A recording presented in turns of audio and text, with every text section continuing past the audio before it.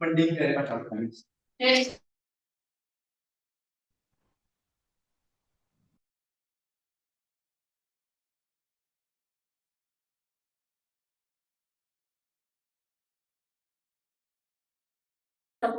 Organik.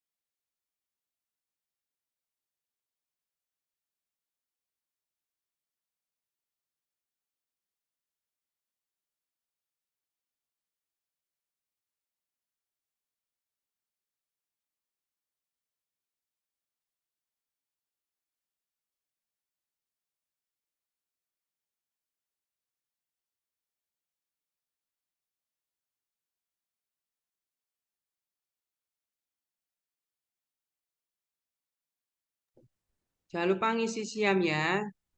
Ini waktunya 2 menit lagi akan saya mulai.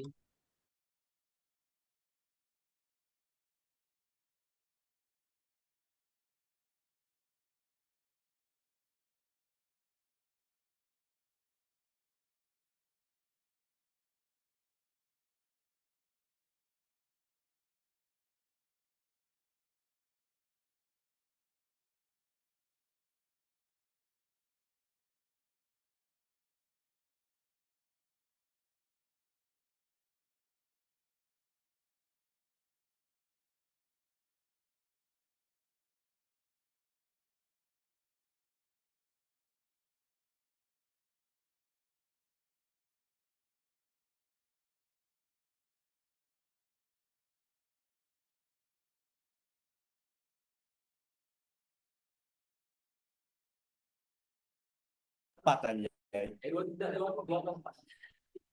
4.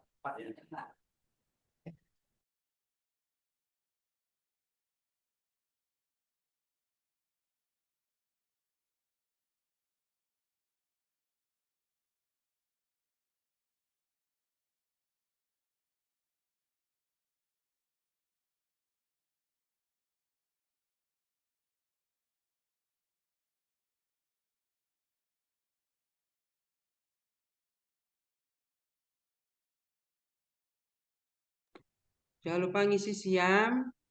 1 menit lagi akan saya mulai.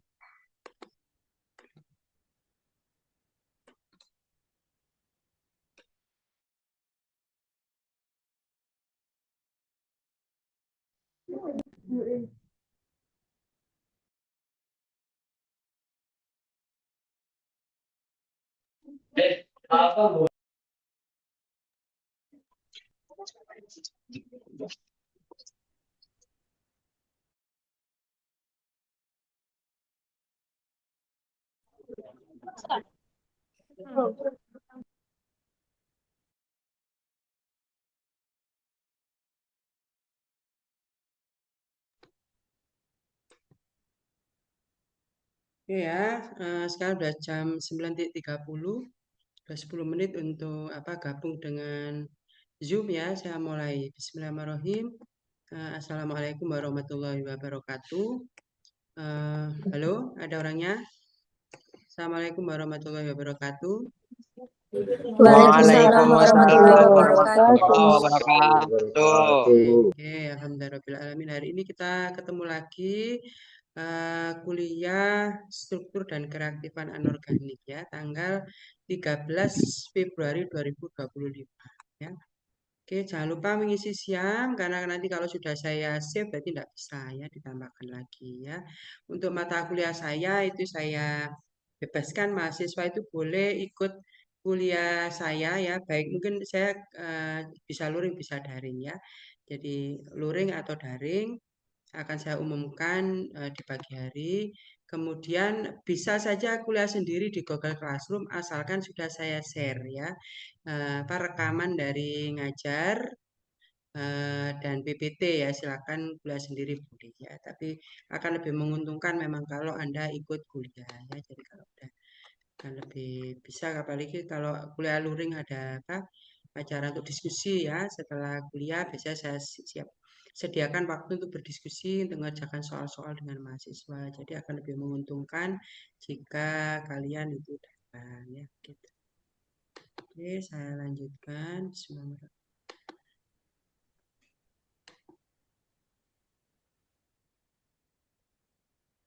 Untuk kuliah luring saya biasanya juga saya rekam ya, tapi dengan UBS.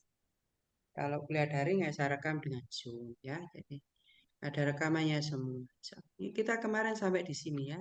Jadi pada pertemuan pertama kita sudah mempelajari berbagai macam ikatan kimia dan cara menandainya ya berdasarkan jenis unsurnya.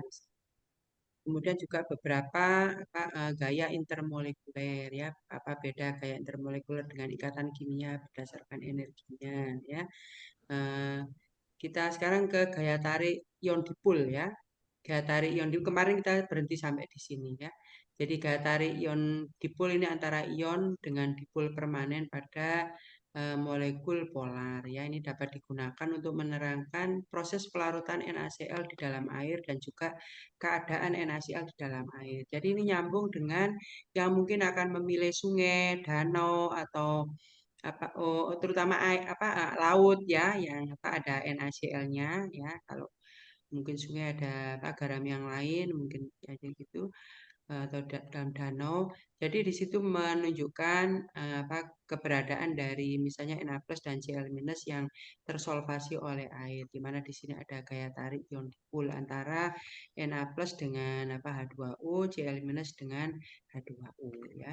Jadi ini adalah keadaan awal ketika Anda mengambil garam dapur ya, di situ ada seperti Anda sedang memegang kristal NaCl yang strukturnya seperti ini ya. Jadi ini atau ini sama ya. Jadi bukan terdiri dari molekul-molekul NaCl tetapi struktur kristal di mana satu Na plus dikelilingi oleh 1, 2, 3, 4, 6 Cl minus, 1 Cl minus dikelilingi oleh 6 Na plus ya. Nah, kemudian ketika ada masukkan air ya, jadi 1 sendok misalnya NaCl dimasukkan ke dalam gelas ditambah dengan air, maka di situ ada interaksi ya, ada interaksi kimia antara H2O dengan NaCl. Nah, interaksinya apa? Di sini antara interaksi ion dipol ya. Jadi di sini antara Na plus dan Cl minus di dalam kristal berinteraksi dengan dipol positif dan dipol negatif pada molekul polar H2O ya. Jadi ini ada dipol positif pada H, dipol negatif pada O. Ya, gaya tarik antara ion negatif dengan dipol positif, antara ion positif dengan dipol negatif ini menyebabkan kerusakan pada kisi kristal ya, atau penataan dalam kristal, dan juga di situ ada pemutusan ikatan ionik ya. Jadi di sini ada ikatan ionik yang diputuskan ya, sehingga di sini dia larut menjadi Na plus yang tersolvasi oleh H2O dan Cl minus yang tersolvasi dengan H2O. Nanti kalau di anu 2 Anda akan ketemu saya tentang jumlah dari H2O di sekeliling Na plus, H2O di sekeliling Ca2 plus gitu ya. Nah, di anu 1 ini tentang gaya tariknya, gaya tarik ion. Saya sekarang ini contoh gaya intermolekuler pada pelarutan sukrosa. Ini saya pikir apa ya contohnya untuk supaya molekul tetap molekul dan tidak mengalami ionisasi ya. Jadi ini saya pinjam dari organik, tetapi bisa saja Anda menggunakan vitamin B12 misalnya ya. Jadi di situ tidak terjadi ionisasi, itu bisa ya. Jadi ini adalah contoh ya, misalnya sukrosa. Jadi ini adalah sukrosa di dalam struktur kristal. Jadi Anda ngambil 1 sendok gula pasir, itu Anda sedang berkaitan dengan kristal sukrosa. Nah, jadi di sini ada penataan yang teratur. Ya, di mana ini terdiri dari unit-unit sel sukrosa. Yang ini adalah jadi berulang seperti ini ya. Jadi berulang berjejer-jejer begitu, ke atas ke bawah, ke kiri ke kanan, ke belakang ke depan gitu, seperti ini ya. Jadi membentuk formasi kristal ya. Nah, ketika dia dimasukkan ke dalam gelas dan ditambah dengan H2O dan ditambah dengan air, maka interaksi kimia antara sukrosa ya dengan H2O ya, ada interaksi di sini ya. Pada sukrosa di sini, sukrosa juga punya OH-OH di sini. Nah, dia berinteraksi dengan gugus dengan dipol positif, dipol negatif dari molekul polar H2O ya, sehingga di sini akan ada gaya tarik yang disebut dengan ikatan hidrogen, gaya tarik dipol-dipol ya, tapi dipol-dipol khusus yang disebut dengan ikatan hidrogen. Ya, Anda sudah belajar tentang ikatan hidrogen, yaitu dipol-dipol khusus ya. Di situ adalah ada H yang terikat pada F, atau H terikat pada O, atau H terikat pada N ya. Yang di situ dia berinteraksi dengan O, F atau N ya. Jadi dipol positif H yang terikat pada O, pada F atau N yang berinteraksi dengan O, N atau F ya. Jadi ini adalah terjadinya pelarutan dari sukrosa itu ya. Atau kalau Anda ambil contoh yang lain yang organik, mungkin vitamin B12 ya. Nah, di sini tidak ada reaksi kimia. Jadi ya, tidak ada reaksi kimia. Di sini adalah pemisahan sukrosa satu dengan sukrosa yang lain adalah pemisahan yang disebabkan oleh putusnya gaya intermolekuler antara sukrosa satu dengan sukrosa yang lain. Ini beda dengan di sini. Ini ikatan kimia Na plus dengan Cl plus. Yang ini gaya intermolekuler antara sukrosa satu dengan sukrosa yang lain. Kalau di situ banyak OH, berarti ada ikatan hidrogen antar sukrosa gitu ya. Nah, jadi di sini tidak ada proses pelarutan tanpa mengalami reaksi kimia ya. Hanya pemutusan gaya intermolekuler di dalam kristal sukrosa, dan kemudian ada solvasi ya. Jadi molekul sukrosa yang dikelilingi oleh H2O, dan di sini ada ikatan hidrogen antara sukrosa dengan. Nah, ini sekarang ini diskusikan ya. Jelaskan jenis ikatan kimia dan gaya intermolekuler dalam molekul sukrosa. Ini saya peroleh dari ini ya, dari jurnal ini. Ini jurnal yang berbeda.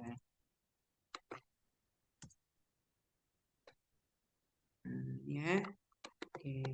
Ini Anda cermati, ini apakah satu molekul sukrosa dihitung nanti ya, C-nya ya. Nah, ini gaya, termasuk nanti ikatan hidrogennya intramolekuler ataukah intermolekuler ya kalau sudah. Ini silakan di screenshot atau di. Oke, sekarang gaya intermolekuler pada pelarutan HCl ya. Nah, kalau tadi sudah ya contohnya sukrosa atau Anda ganti dengan vitamin B12, kemudian NaCl ya. Sekarang contoh HCl ya.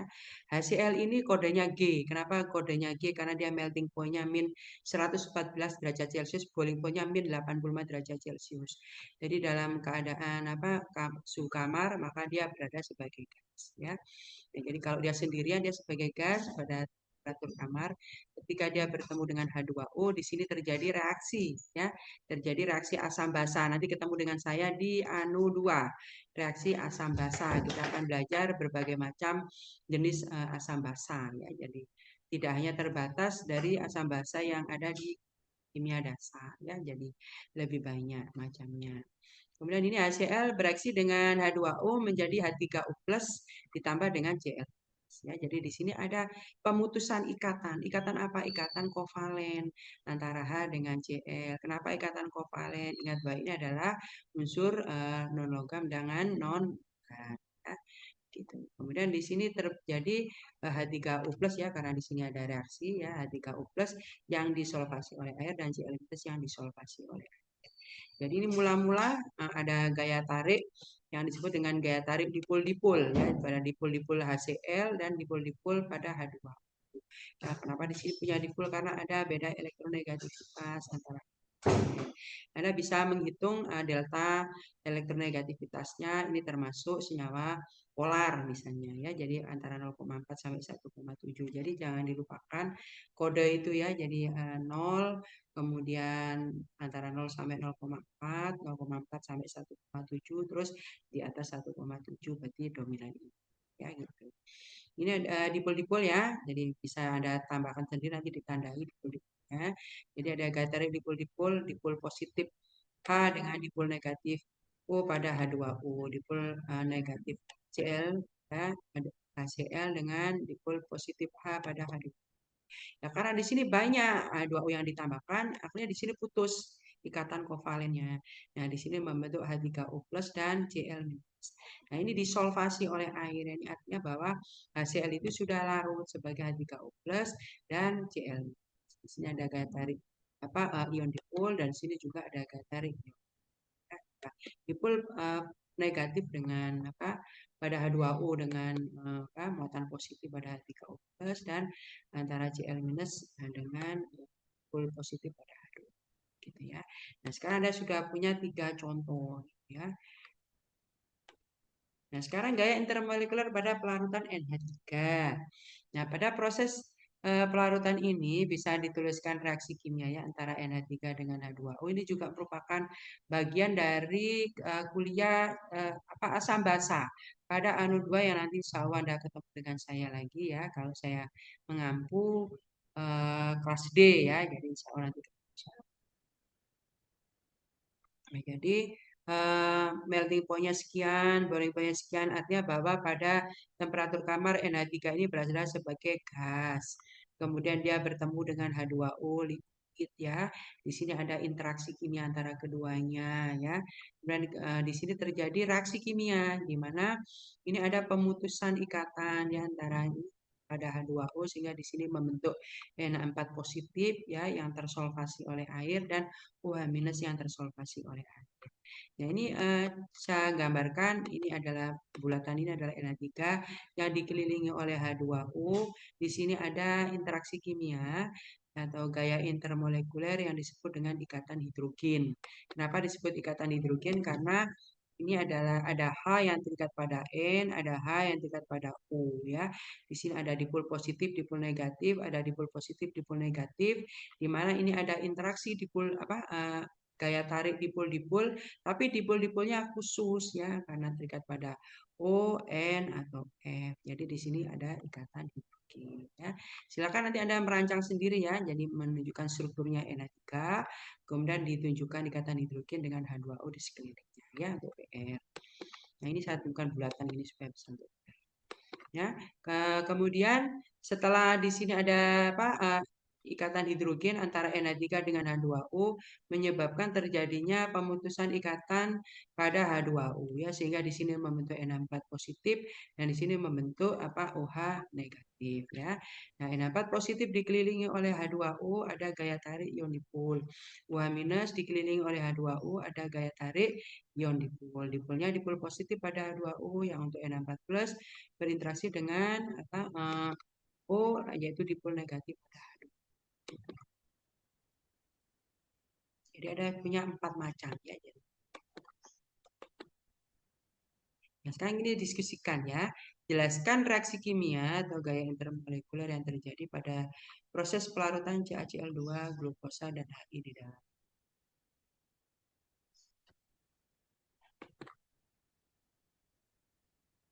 Jangan lupa ngisi siam ya.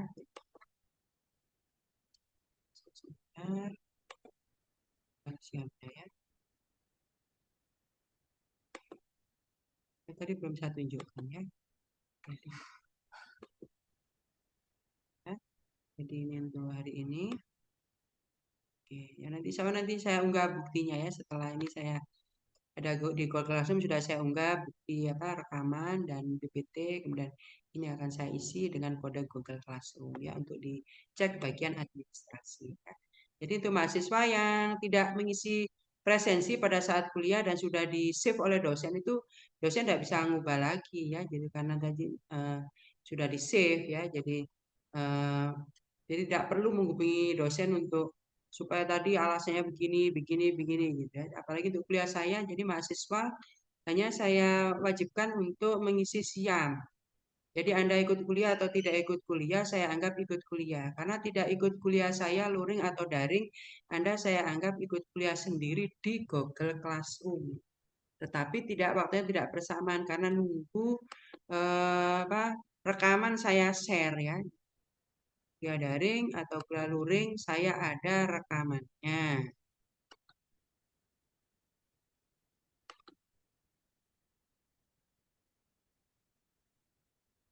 Jadi begitu ya. Jadi untuk yang bekerja itu bisa bisa keluar sendiri ya. Nanti insya Allah setiap akhir minggu. Nah, cuman yang untuk UBS biasanya agak terlambat ya, tergantung dari anak saya yang harus dikompres dulu itu ya. Jadi biasanya agak lama. Terus gaya Van der Waals ya. Ini gaya Van der Waals ada 3 macam yaitu gaya dipol-dipol, gaya dipol-dipol terinduksi, gaya dispersi atau London. Pada tabel pada awal kuliah itu juga sudah saya dia lengkap ya, ada contoh-contohnya juga ya, terus ada energinya, ada lengkap informasinya. Jadi ini saya anukan lagi, saya bahas lagi. Gaya dipol-dipol interaksi antara 2 molekul polar. Ya, ada istilah ya molekul polar dengan ikatannya yang polar. Jadi ada senyawa senyawa molekuler di mana dia molekulnya itu non polar tetapi ikatannya polar. Ikatannya polar kalau di situ ada beda elektronegativitas ya. Nah, kemudian molekul polar karena resultannya itu ya, contohnya pada CO2 itu adalah C dengan O ada beda elektronegativitas. Di situ ikatannya polar tetapi molekulnya non polar karena untuk molekul itu dipengaruhi oleh struktur. Karena dia strukturnya itu adalah linear, akhirnya di situ non polar. Nah, ini gaya dipol-dipol antara 2 molekul polar yang memiliki momen dwikutub permanen ya. Ya, contohnya adalah HCl, HI. Ini katanya polar, molekulnya juga polar ya. Energi interaksinya disebut dengan energi orientasi ya. Nah, ada referensi lain yang mengelompokkan gaya dipol-dipol ini dengan sebagai kelompok gaya orientasi di mana di dalamnya ada termasuk ion dipol dan dipol-dipol gitu. Ada yang seperti itu. Jadi ini saya mengadopsi yang Gaya dipol-dipol terinduksi, dipol dan dipol terinduksi. Antara molekul polar di mana dia mengandung ikatan polar ya dan dia memiliki momen kutub permanen dengan molekul non polar. Ya, jadi molekul dengan molekul, satunya polar, satunya non polar atau kurang polar ya. Jadi gitu ya, molekul non polar yang kurang polar itu kan antara 0 sampai 0,4 gitu ya. Jadi itu bisa termasuk itu terinduksi.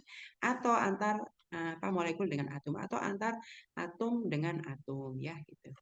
Nah, contohnya adalah O2 dengan H2. Kalau O2 gini jelas non polar. Tapi kalau Anda mengatakan di situ adalah CH4, antara C dengan H itu ada beda elektronegativitas. Jadi di situ termasuk yang kurang polar gitu. Atau disebut kovalen saja ya antara 0,4 dengan antara 0 dengan 0,4 ya. Ini energi interaksinya yaitu energi induksi ya. Nah, sekarang gaya dispersi atau gaya London yaitu antara molekul nonpolar atau atom ya. Jadi ini sesuai dengan yang ada di referensinya ya. Tapi kata-kata nonpolar ini bisa Anda tambah dengan yang kurang polar tadi itu ya antara 0 sampai 0,4. Ya, jadi gaya dispersi atau London itu bisa atom-atom, contohnya atom-atom gas kuliah, bisa antara molekul-molekul nonpolar, contohnya U2 dengan U2, N2 dengan N2, Cl2 dengan Cl2, atau yang kurang polar, contohnya adalah C4 dengan C4 misalnya ya. Itu energi interaksinya adalah energi dispersi ya. Nah, bukti adanya gaya Van der Waals ya. Afif, tolong kucingnya Afif. Contohnya adalah molekul nonpolar, contohnya CO2 molekul nonpolar ya dapat membentuk gas, bisa membentuk cair, bisa membentuk padat. Ini adalah struktur kristal dari CO2 padat ya. Ini adalah ada struktur kristalnya. Nah, ini ada di ini dari jurnal ya. Nah, ini adalah strukturnya.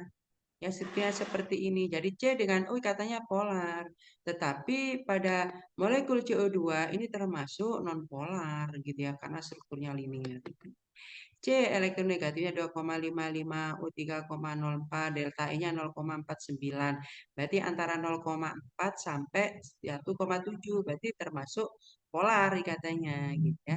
Jadi ikatan CO termasuk kovalen polar, tetapi molekul CO2 ini adalah non polar ya. Pak dicatat itu ya. Jadi bedanya.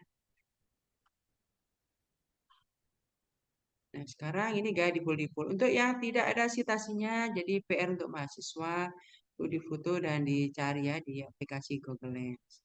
Interaksi antara dipol permanen dengan dipol permanen pada molekul polar ya. Jadi contohnya HCl dengan HCl. Di sini dipol positif, dipol negatif, dipol positif, dipol negatif. Di sini ada interaksi kimia atau gaya intermolekuler antara dipol negatif dengan dipol positif ya. Jadi dipol permanen berarti dia memang punya dipol gitu ya. Jadi memang dia punya kutub-kutub ya yang disebabkan oleh beda elektronegativitas yang ada beda elektronegativitas sehingga distribusi bonding pair di sini cenderung untuk lebih dekat ke atom yang lebih elektronegatif. Ya.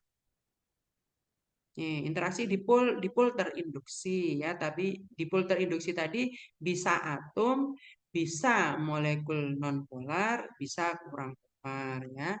Dipol permanen menginduksi terbentuknya dipol sesaat. Jadi ada induksi yang dilakukan oleh molekul polar ini terhadap atom atau molekul nonpolar atau molekul kurang polar ya dengan cara mungkin bertumpukan sehingga terbentuk dipol sesaat.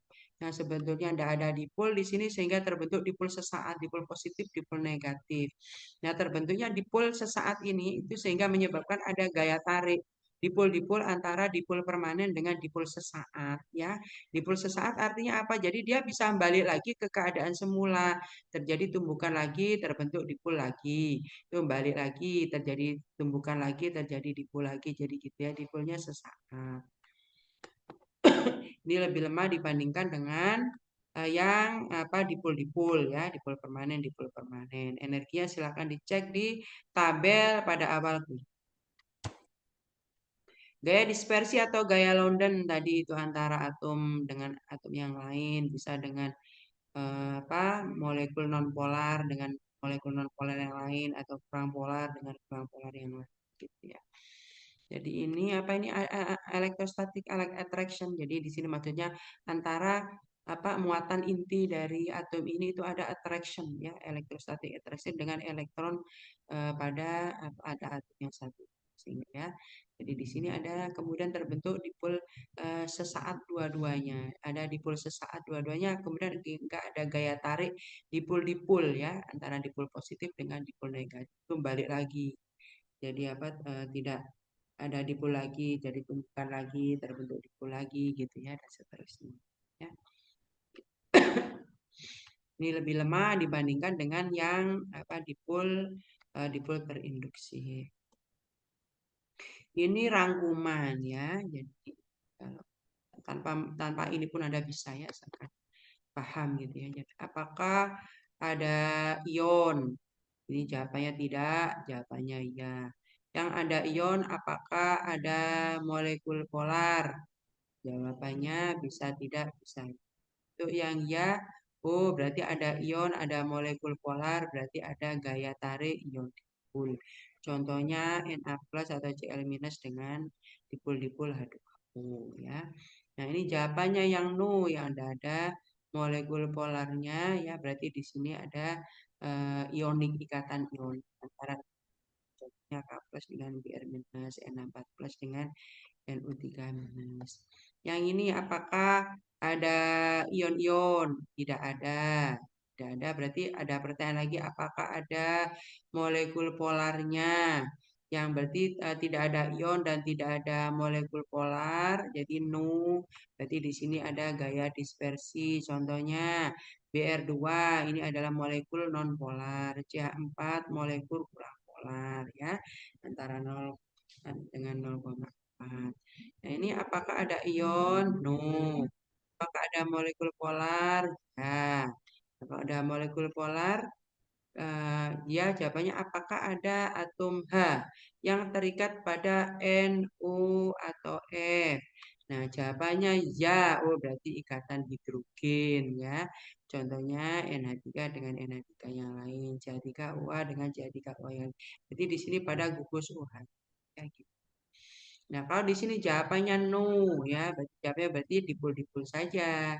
Berarti dipol-dipolnya tidak khusus, bukan ikatan hidrogen ya. Contohnya pada jadi di sini ada dipol ya, ada dipol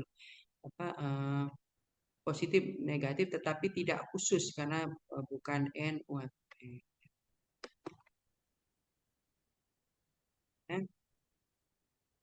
Nah, sekarang faktor-faktor yang mempengaruhi kekuatan, ya silakan kalau ada pertanyaan.